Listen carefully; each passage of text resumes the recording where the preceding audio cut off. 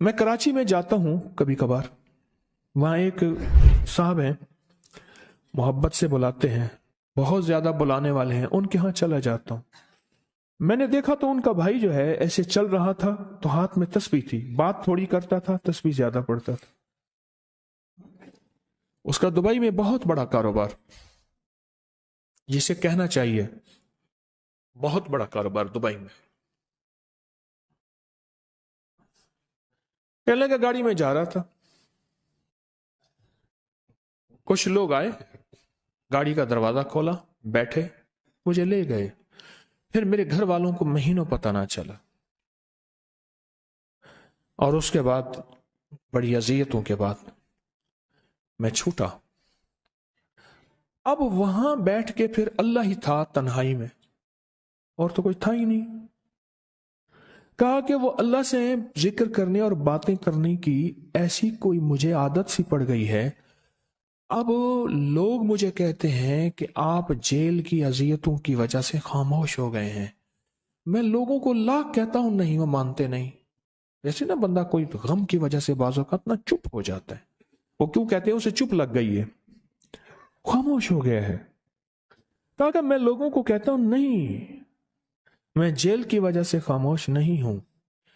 اس قید نے، اس جیل نے میرے اوپر جو آزمائش بھیجی ہے، اس قید نے اور جیل نے میرے اوپر جو آزمائش بھیجی ہے، اور میں پھر وہاں ذکر کا عادی بنا، دعاؤں کا عادی بنا، تسبیح کا عادی بنا، اعمال کا عادی بنا، اور وہ عادت سی پڑ گئی ہے، اور وہ عادت سی ایسی پڑی ہے کہ بس سارا دن اب اسی میں لگا رہتا ہوں، سارا دن اب اسی ذکر میں اور اسی یاد میں لگا رہتا ہوں۔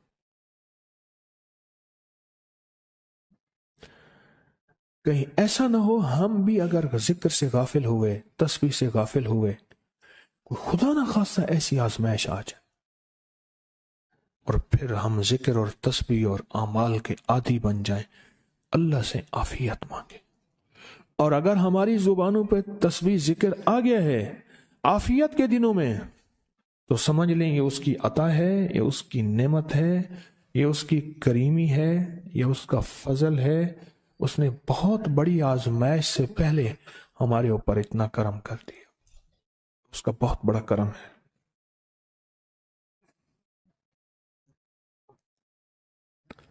اس لیے اللہ جل شانہ کے حبیب کملی والے نے آزمائشوں سے پناہ مانگی ہے۔ اللہم انی اعوذ بک من جہد البلاء، آزمائش، کوئی بلا آ جائے، ودرک شقا، شقاوت میں میرا نام آئے، بدبختی میں، یہ بھی آزمائش ہے۔ وسوء القضاء، میرے لیے ایسے فیصلے ہونا شروع ہو جائیں جو مجھے برباد کر دیں، ایک کے بعد دوسرا میرے حق میں فیصلہ، میرے خلاف فیصلے سارے۔ وشماتت الاعداء، اور ایسا وقت میرے آزمائش نہ آئے کہ دشمن تالیاں بجائے، دشمن ہنسے اور میرا مذاق اڑائے۔ اس لیے میرے آقا نے، میرے حضور نے آزمائشوں سے پناہ مانگی ہے، عافیت مانگی ہے۔ اللہم انی اعوذ بک من زوال نعمتک، اللہ نعمت دی پھر اس کا زوال آ گیا، وتحول عافیت،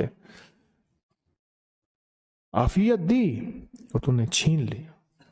اللہم انی اعوذ بک من زوال نعمتک وتحول عافیتک وفجاءت نقمتک وجمیع سخطک، اے اللہ کو میرے اوپر ایسے حملے ہوں اور سختیاں میرے اوپر شروع ہوں، مولا میں اس سے پناہ مانگتا ہوں۔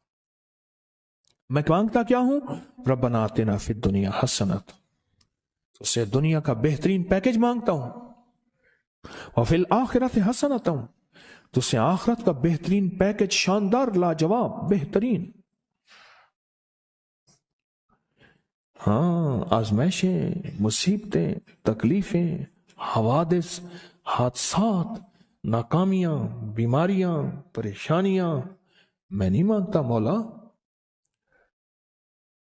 اللہم انی اعوذ بک من الہم والحزن، ہم کہتے ہیں ٹینشن کو، انزائٹی کو، اسٹریس کو، ڈپریشن کو، اندر غم ہے باہر پتہ ہی نہیں، اس کو ہم کہتے ہیں۔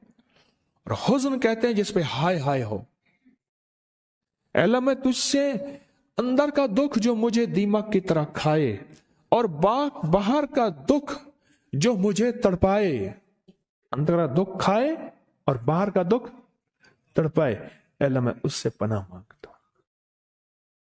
ہم والحزن، عجز والکسل، ایسا کہ میں عاجز ہو جاؤں یا میرے پر سستی غالب ہو جائے۔ کتنے لوگ ایسے ہیں ان کے اوپر سستی غالب ہے، بہت بڑی مصیبت ہے زندگی کی۔ میرے آقا کملی والے نے اس سے پناہ مانگی، اللہ کے حبیب میرے آقا نے آزمائشوں سے پناہ مانگی۔ اللہم انی اعوذ بک من الفقر والکفر، اے میرا مولا مجھے کفر سے اور فقر سے بچا۔ فقر ایسا، غربت ایسی آئے کہ میرے ذہن میں ہر وقت لوگوں کی جیبوں پہ نظر ہو، ہر وقت لوگوں کی جیبوں پہ نظر ہو۔ یہ دو وقت میں ہوتا ہے، ذہن نشین رکھیے گا۔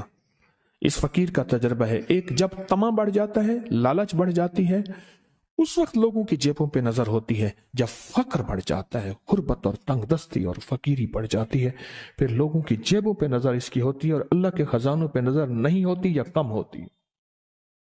اے میرا مولا مجھے فقر سے بچا اور کفر سے بچا، کہ ایسا وقت نہ آئے میں اپنا دین بیچ بیٹھوں، اپنا ایمان بیچ بیٹھوں۔ ہمارے ایک مخلص تھے عبد الوحید سلیمانی صاحب رحمۃ اللہ علیہ، کہنے لگے انارکلی میں میرا ایک دوست تھا، تو میں اس دوست کے ساتھ زندگی گزری، پنجاب یونیورسٹی میں اکٹھے پڑھتے تھے، تو پھر پتہ چلا کہ وہ بہت مالدار ہو گیا۔ اسلام آباد کے ایک بہت بڑے سیکٹر میں گیا تو اس کا گھر دیکھا، گاڑیاں، بڑا گھر، اور یہاں اس کے پاس ایک پرانی سی پتلون ہوتی تھی اور غربت ہوتی تھی، اور انارکلی کے کسی اوپر چبارے کے کسی کمرہ لیا ہوا تھا۔ تو میں نے اس کا نام لے کے پوچھا یہ کیا؟ اس نے ایسے سینے پہ ہاتھ رکھ کے کہا بس یہی بیچا ہے، اب باقی سب ٹھیک ہے، سینے پہ ایمان بیچا ہے، سب کچھ مل گیا۔ اللہ میرے پر وہ وقت نہ لا جب میرے اوپر فقر غالب آ جائے یا کفر آ جائے۔ میری آقا کملی والے نے آزمائشوں سے پناہ مانگی، اور آپ حضرات کتنے خوش قسمت ہیں، اس کی شان کریمی اللہ نے آزمائشوں سے بچائے، اور انشاءاللہ ان نام کی برکتوں سے، ان دعاؤں کی برکتوں سے، ان تسبیحوں کی برکتوں سے، اس اللہ کے نام لینے کی برکت سے انشاءاللہ اللہ اور آزمائشوں سے بچائے گا۔ اللہ نے بغیر آزمائشوں کے ہمیں اپنا نام دے دیا، اپنے نام کی تسبیح دے دی، اپنا ذکر دے دیا، اپنی یادیں دے دیں۔ کسی جگہ منہ سے اللہ نکل جاتا ہے، کہیں رحمان نکل جاتا ہے، کہیں بسم اللہ نکل جاتا ہے۔ ابو عبداللہ مغربی فرماتے ہیں میں نے رسول اللہ صلی اللہ علیہ وسلم کو خواب میں دیکھا، عرض کیا مجھے اللہ سے ایک حاجت ہے، کس وسیلے سے دعا مانگوں؟ عرض کیا مجھے اللہ سے ایک حاجت ہے، کس وسیلے سے دعا مانگوں؟ کوئی عمل بتا دیں، کوئی وسیلہ بتا دیں آقا۔ میں نے حضور سے خواب میں سوال کیا تو آپ نے ارشاد فرمایا جس کو بھی اللہ سے کوئی حاجت ہو اسے چاہیے وہ سجدے کرے، یعنی 2 رکعت ادا کرے اور سجدے کی ہر رکعت میں 40 مرتبہ آیت کریمہ پڑھے، جو میں عمل میں بتایا کرتا ہوں، لا الہ الا انت سبحانک انی کنت من الظالمین۔ جب بھی کوئی مشکل ہو، الجھن ہو، پریشانی ہو، کوئی تکلیف ہو، کوئی مسئلہ ہو، تو میرے حضور نے فرمایا کہ تو ایسا کر، تو ایسا کر، تو کیا کر، تو نفل پڑھ، ہر رکعت میں سبحان ربی الاعلیٰ کے بعد 40 مرتبہ آیت کریمہ پڑھ، اور پڑھ ایسے